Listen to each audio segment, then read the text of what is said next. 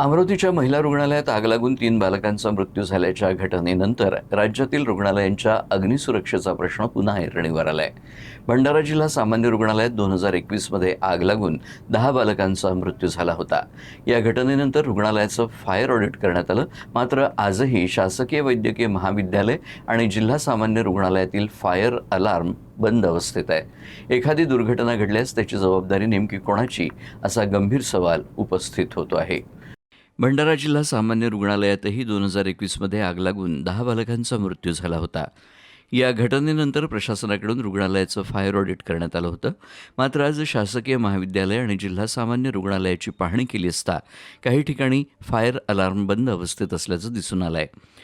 रुग्णालयासारख्या संवेदनशील ठिकाणी अग्निसुरक्षेची यंत्रणा बंद असेल तर भविष्यात एखादी दुर्घटना घडल्यास त्याला जबाबदार कोण, असा गंभीर प्रश्न या निमित्तानं उपस्थित झालाय। एकदा मोठी दुर्घटना होऊन देखील रुग्णालय प्रशासन अजूनही झोपेतच आहे। ही रुग्णालयाची स्थिती असेल तर इतर रुग्णालयांची सुरक्षा किती चोख असेल हे वेगळं सांगायला नको।